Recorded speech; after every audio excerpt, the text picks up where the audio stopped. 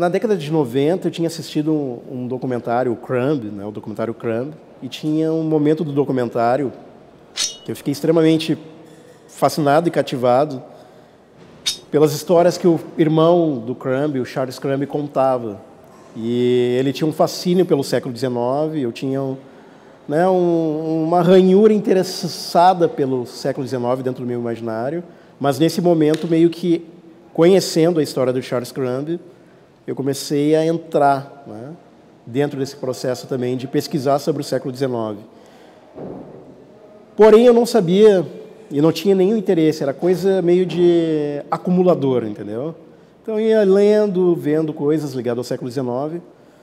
Em um determinado momento, assim, já no século XXI, né, nos primeiros anos pós-World Trade Center e tal, eu estava querendo renovar o meu estilo de roteiros, assim, eu queria uma coisa nova e tal. Daí eu lembrei dessa questão de estar tão fascinado pelo século XIX e pensei em fazer uma releitura de Sherlock Holmes.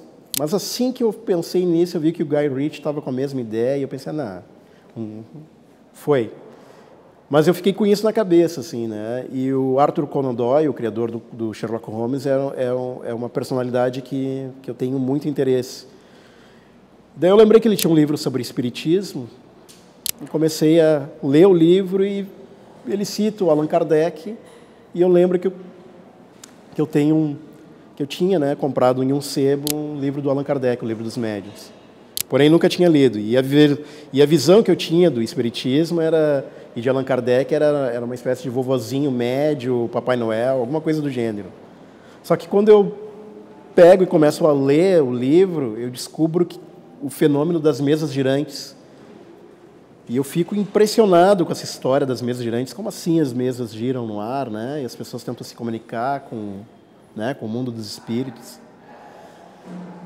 Achei estranho isso e vi que um professor rival, né, na época, né, também achava estranho e cético. E eu comecei a me interessar por esse tal professor, porque ele vira o codificador do espiritismo e ele é o Allan Kardec, né? Eu queria saber o que era essa história. Bom, eu descobri assim, cara, tem uma baita história para escrever, né? Vou começar a fazer essa pesquisa, vou trabalhar e ninguém pode ver, porque eu vou desenhar essa história. Daí o Rodrigo estava morando na Espanha na época, e voltou para o Brasil, e foi me visitar em casa e fala assim, tipo, cara, o que tu está escrevendo? Porque eu estou a fim de fazer, né, tem um edital, um concurso de álbuns pela Norma Editorial na Espanha. E esse concurso, ele teve a ideia de a gente apresentar um projeto de álbum e eu apresentei 2 histórias, né, para ele. Uma para ele ler, para saber, na verdade, se ele curtia a história, e outra, não, essa aqui está liberada para tu desenhar. E o Kardec era a história que eu não queria que ele desenhasse, eu queria desenhar, né? Mas aí, quando ele leu, assim, ele, cara, deixa eu fazer isso, deixa eu desenhar. Eu, não, deixa eu desenhar. Não, cara, não. Daí eu lembrei, cara, o Rodrigo é de uma família espírita e acho que a contribuição que ele vai trazer, né, vai ser diferenciada, porque o meu desenho, ele é mais expressionista, né? O Rodrigo tem um elemento do realismo, né? São caminhos diferentes, assim. Eu acho que o Kardec pedia um pouco mais de realismo, né? Por ser uma biografia ficcional, né? E aí ele desenhou, e aí tem a história do Lobo, seu editor também, né? Porque o Lobo, eu acabei visitando o Lobo uma vez no Rio, e ele me perguntou também sobre os projetos, e eu contei a história desse álbum do Kardec, e ele falou, eu estou para fechar um esquema com uma editora, e se rolar, essa é a primeira história que eu quero comprar. E foi massa, rolou, e foi o primeiro projeto da Barba Negra, né?